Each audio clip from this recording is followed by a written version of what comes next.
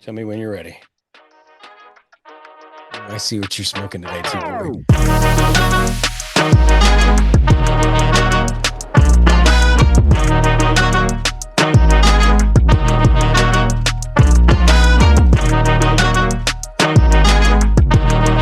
All right.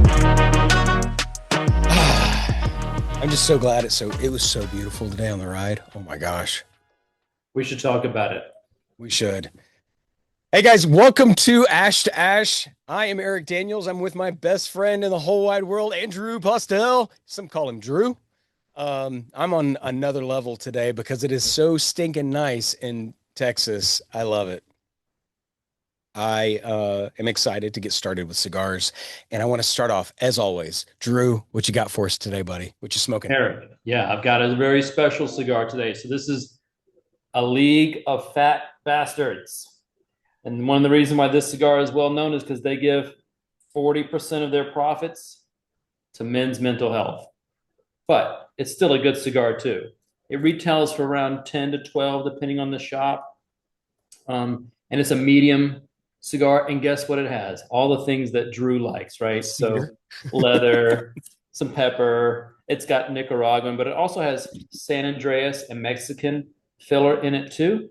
So I'm really looking forward. This has been in my humidor for 2 years. Shut up. And this is the Series O. If you can see that on the camera. Yeah, got it. Yeah. So here we go. Mm.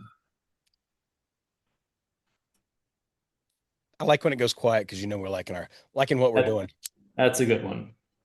Eric, what are you having today? Thanks for asking, my friend. All right, today we got Alec Bradley's Project 40. It's a great cigar, man. Like this is a premium budget friendly find. I will tell you, it's one of the better ones. It's a 93 rated cigar, and for the price point, you can't beat it. This particular one is called the Experimental Series. I really don't know what that means, other than the fact it's really good. It does have all the stuff. It's got a Brazilian binder in it, which I think it makes it different. I really do. It does taste a little bit different, but I will just tell you, when I tried these the first time, I ended up buying a box of these, and I haven't stopped. They're the perfect size too. I mean, it is just a beautiful cigar. Alex usually pretty on point with his stuff. Is that a Toro sized cigar? This is a Robusto. That's a Robusto. Okay. All Yeah. right. Yeah. Yeah, the camera adds 10 pounds, right? So how have things been for you in the cigar world, my friend? I needed this one today, my man. Talk to me. Absolutely. Yeah, What's I going have on? not. I've been slacking on my cigar intake. This one is needed. That's Did you go out riding today? I did. Actually, you kind of put me to a challenge of getting my other bike done. And if you notice, there's a brand new bike back there. It is a 1998. This one's a weird one. It's a 98 front side is Sportster. The back side is a Softail. Makes it super weird. So it's considered a chopper, but it's also soft on the old buttocks, if you know what I mean. How long do you think it would take you to get that one up and running? Um, there's the wheel. I don't know, to be honest. I think I'm going to do a lot. I'm actually hand making a lot of stuff on this one, fabricating parts. I'm doing here. I'm making a seat right now, and I'm going to do the leather all on my own. Um, just that kind of stuff. And dude, nothing goes better than fabricating motorcycle parts with a cigar. It might be kind of fun to track your hours, unless that becomes too much of a job, and then it's not fun. But it might be kind of neat to see how many hours you log on it. So, how Yeah. long of a ride did you do today?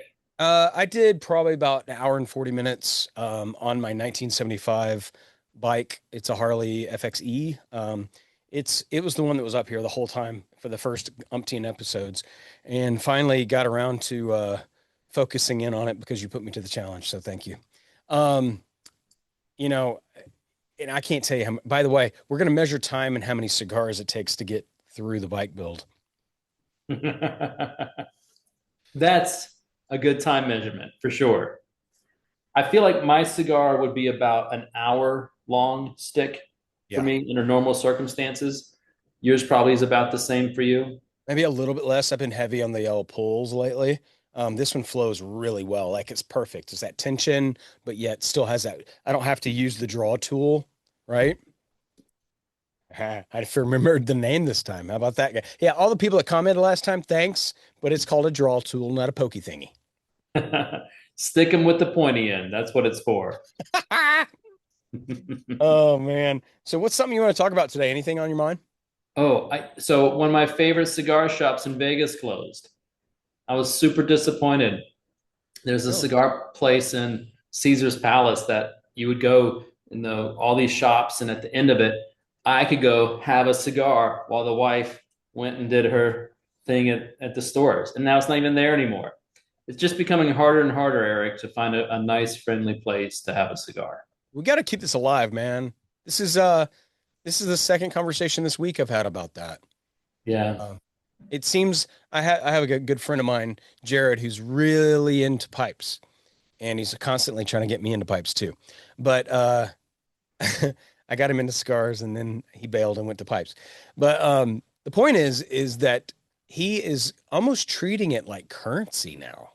Like he's to the point where he's like, well, if they take it away, I'm gonna have at least enough to get me by until I don't want to smoke it anymore.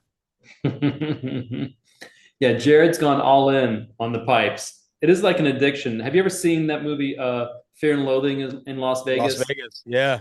Yeah, where they're talking about their collection of drugs. Like they don't even want to do them when they have a collection. Cigars, pipes. It's very collecting oriented. We can have all sorts of accoutrements that go with it, and he's definitely one of them.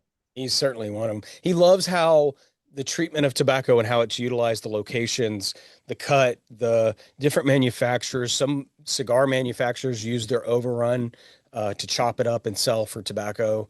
There's all kinds of stuff that they do with that stuff.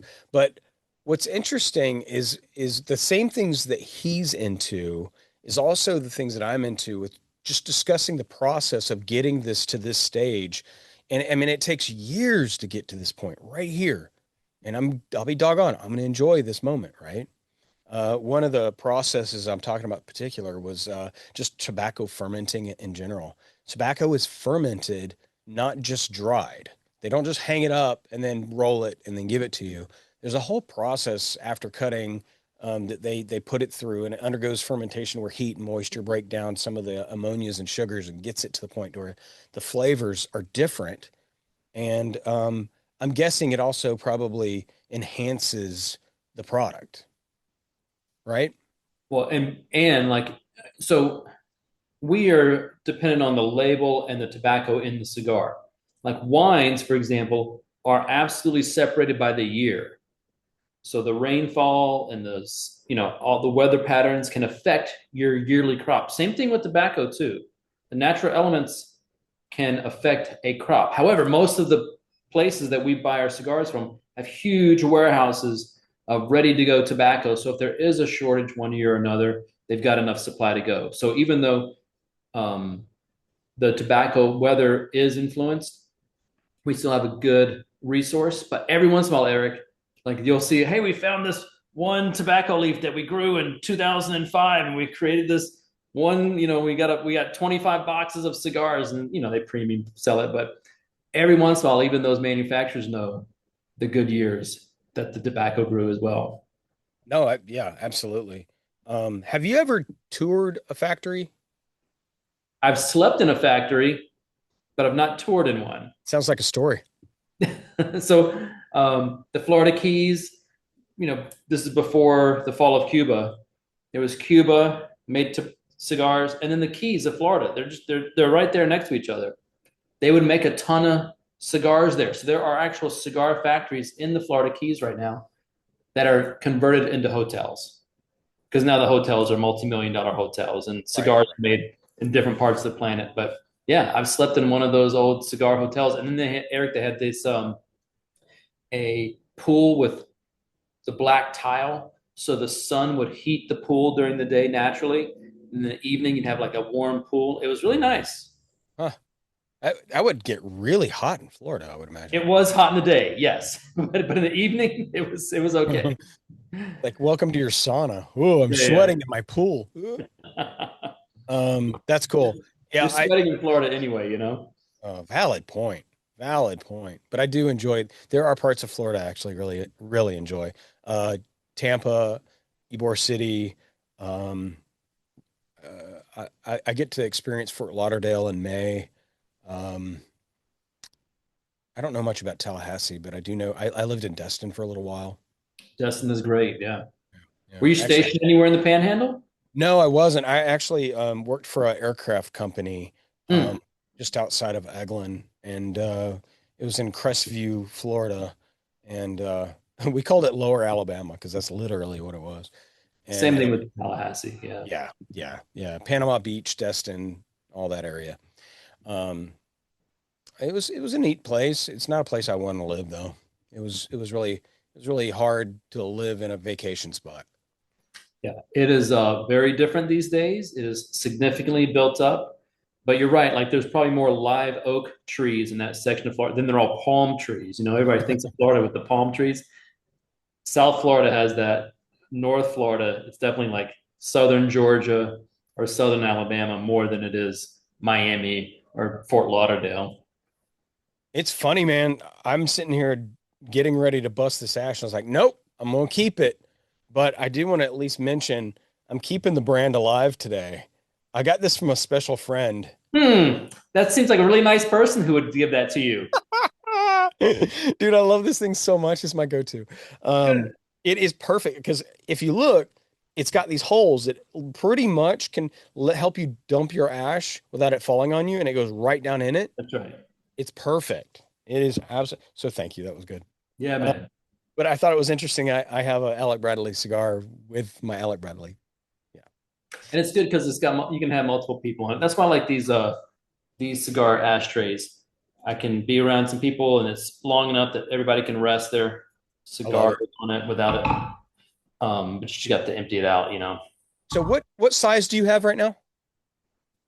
On my cigar, Yeah. I thought this was a Toro, but maybe it's a Robusto too. It seems thick.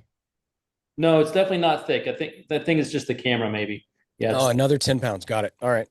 Well, there you I go. don't know. This ring gauge, I don't know. There's not a usually there's a tab or something on the wrapper that tells you what it is. This one didn't have it because maybe because it came in a box. I don't know. But this feels very robusto-y. That's a good point. Like sometimes you don't know what ring gauge it is. They don't put that anywhere. So I'm not sure what ring gauge it is, but maybe this is a Robusto sized cigar. I mean, you ever seen them call like double Corona or double Robusto? Hmm. Sometimes they bust up the ring gauge but keep the length the same. Yeah.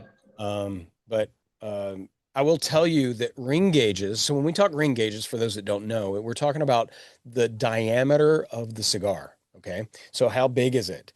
And so on a standard, this is pretty standard. I would say what, 50, 52, right? That sounds like 52. Yeah. Yeah. My preference of all cigars is 48. Oh, That's, really? yeah, like Corona is my jam. Now, occasionally I'll get like a Petite Lancero or a Lancero and they're longer and thinner, like a 38. But dude, the there's a flavor change that happens with ring gauge and the burn chemistry changes with the ring gauge. It could be the same tobacco and it tastes like two different cigars. Yeah. It's definitely a little easier to create a perfect cigar if it's a smaller cigar. The bigger ones, because sometimes they get a little gimmicky, you know, but I like the bigger ones because I like to draw on it heavy. So I like a 60, 62, 68 ring gauge, big fat ones. I love it. Give me the big, smelly, stinky cigar any day. I'm with you on that one. But I will say that for flavor profiles that I catch, there's something to that 48 because thicker cigars generally they burn cooler and slower, and I do dig that too. But there's also the oils that are in the wrappers. It vaporizes as it burns, and it just everything alters the flavor delivery of that cigar depending on the ring gauge. So, recently I bought the Rojas Blue Bonnet. Go figure. It's one of my favorite cigars ever. In two different sizes, and I'm favoring one over the other now. And I shared with a friend of mine the other day. He came over and we talked for like 3 hours.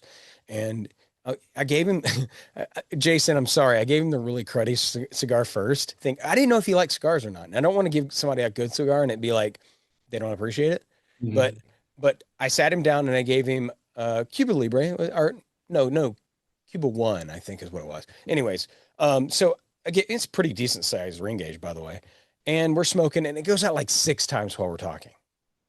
And I'm like, throw that thing away. And he's like, I'm not throwing this away. I'm like, no, throw it away. I'm gonna go get more. Believe me, I have more. So went and grabbed uh I grabbed the blue bonnet, the one that I'm talking about that's really good. And then I grabbed a Perdomo 10 year. Oh, And dude, he was like, this blue bonnet is ridiculous. And I'm like, I know, congratulations. You're gonna go broke trying to get that one to the house every month. But it is so good if you haven't tried it. It's a Texas guy that started his own thing, Rojas, if you want to look it up, Blue Bonnet. yeah, he does good work. He does a lot of different brands, and for a boutique cigar, it's a really spot on place.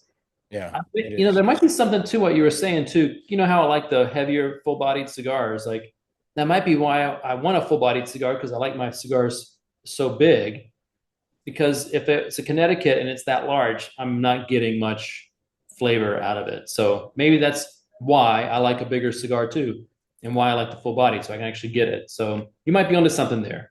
Oh, that's interesting. I'm gonna get you one of those 70 ring gauge obscene things. Um, I have a business coach that I sit down with once a week. Um, it's really it's kind of a play on both of our businesses now to where we're both coaches sitting down together in the same room for about an hour.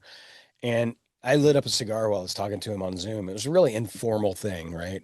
And so I lit up a cigar while I'm talking to him. He goes, dude, you smoke so much. And I'm like, I smoke a decent amount of cigars. He goes, aren't you worried about your lungs? And I said, how so? Like secondhand? He goes, no, firsthand. I'm like, I don't inhale these things, dude. He goes, what? He is 50 plus years old and never knew that you don't inhale these cigars. We're educating the world, my man. Educating the world, one person at a time. It was so wild. He goes, are you serious? Like he didn't believe me. He like as we're he's like he's on Google. You can tell he's looking it up.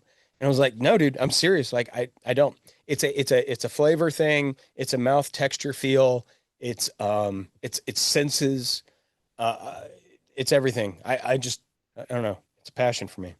But usually, sometimes though, Eric, won't you like do that breathing thing where it comes out your nose? Haven't you done that Yeah. a few times? I've done that a lot. Okay, so retrohale is a thing. Okay. My soft tissue is still sort of that virgin tissue to where it feels like wasabi if you have a really strong smoke. If it's a heavy smoke, it's hard, like very hard on your palate, because it goes around the back and up through your nostrils. And you get a different flavor profile for that. But here's the thing that nobody talks about is that you can't get rid of that smell off of your breath. And it numbs your sense of taste like 2 days when you do it. So I would rather taste my food, and I still get something out of the mouth feel, not just retrohaling. Yeah, I'm not into the retrohale thing. I like the old traditional way of doing it. Nice. Yeah, the old traditional way is, I think, we're really defining you here. You're starting to be more traditional, big fat cigar guy. You're Yeah, and I'm like in finance too. I'm like the typical bad guy, like I should be in a suit and pushing people under my thumb or something. right. So, so you said that was a medium cigar? Yeah, I would call this a medium cigar. Okay. Okay. This is definitely a medium. I mean, and sometimes you can't go by color, right? When we talk about medium, I think we've said this before. I'm going to go ahead and knock this ash because even though it's strong, it was weird. It actually had structure still. Um, even though we've talked about this before, I will just say that strength and nicotine sometimes will surprise you. Yeah, the you can have a very high nicotine cigar that is a medium. I've smoked some of them. Some of them are knock me out. I mean, there are some they purposely pack it in there in a way that makes it so that it is a gimmick. I'll just say what it is because it's not really enjoyable after a while. And especially if you're new, you should not do any of these feral pig things. Like stick to what the safe ones. But there are some companies that absolutely pack it in there so that even the most seasoned cigar person will get knocked on their butt a little bit. So put yours up to the camera real quick. Yeah. Let me take the label off. Yeah, take the label off. Yeah. I want the people to see the difference in color here. Because what I want you to do is I want you to look at these different colors. Like this is a medium cigar. This is a little bit lighter in color, and that doesn't mean that Andrew's cigar is stronger. The color comes from the fermentation and the leaf type, right? Um, a dark Maduro is one of my favorites. In fact, I've got one here on my desk just to show you the difference. Um, this is a Tempest Maduro, and that cigar is like chocolate. It is mild and smooth and beautiful. This is a little bit edgier, less chocolate, but it's still smooth and a very good cigar. But Yeah, I will get honestly, Eric, I'll get bored with this. Like if it's just medium, I need to have more stuff going on in it. And it's fine. This is a good smoke. I just like him a little bit more tasty. yeah, I'm with you on that. Now don't if you see a light wrapper, just remember a Connecticut can absolutely stomp you in the mud. I've had that too, which is weird. Yeah. If you can help it, you just go on the website and look up a cigar and see what their palettes are like. You can easily find it these days in like 30 seconds. CI has probably the best website for being able to see on the fly. I mean, Cigars International is what I'm talking about. Yep. Um, what's something else we haven't covered with cigars? I love that smell. We've talked about it all, right? Aren't we done? Yeah, we're done. We're done. We're done. We're going to talk about what? The weather? No. No. We got to do an event soon locally, and the owner of Cattleman's in Weatherford is really hitting me up saying, "Hey, I need you guys to come out to the shop. Um, we want to support you." So Yeah, I mean, I feel like if he asked, let's accommodate, right? let's do it before spring hits. How about that? Okay. I Um, think I think by the time this podcast gets out, it might be summertime for some of us. yeah, some of us will be out of commission. Okay, so today we kind of went over, little known facts about cigars. We'll continue that theme, but fermentation process is a thing. And just to give you, YouTube was my friend on understanding how fermentation process goes. You can tour just about every major manufacturer on YouTube and see how they make the cigar they make. In fact, all my events, I try to turn on YouTube and just let it cycle through all the different uh, factories for people to watch as we're sitting around. No sound, just watching people roll cigars. Pretty cool. Did you hear about the guy who made a bunch of AI music and streamed it through all of his computers and made a bunch of money and they threw him in jail for it? No way. Yeah, he created a whole bunch of AI music, streamed it through YouTube, and just had all his computers watch it all the time, like 5 weeks straight. So he made a whole bunch of revenue. they, they turned him in. We should do that for cigars. Okay, guys. I think we've dropped enough knowledge for today. Both Drew and I felt this was a much needed break from the life of not having cigars. We need to jump back in it. Thanks for joining us. If you've shared with a friend the cheapest cigar in the place, we would love to hear about that. I haven't heard anybody that's done that yet. Maybe it wasn't that good of an idea. Sometimes they fail. That's okay.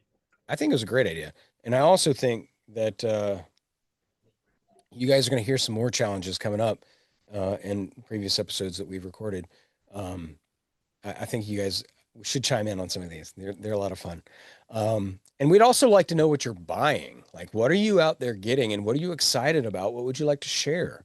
Those are things that I want to know. because there's so much to choose from. I'm not going to be able to catch it all. So if you have something that you're head over heels, it's not like a normal cigar, like something that you're like, dude, there's a Tampa Bay company, blah, blah, blah, red. And by the way, that is actually a company. Um, can you even buy those here? No, you can. I'm sure they'll ship them, but you can't get them here locally. Have you ever tried one? It's been a while, Eric. I don't know if I've had that specific. They have so many there. Every time I'm going there, it's just like rows and rows of cigars that I don't know if they're any good, and some of them aren't. But I can't recall if I've had that particular one though. It's so weird. I don't know why I'm stuck on Tampa today, but Mazzaro's, this Oh, shirt, have you ever been there?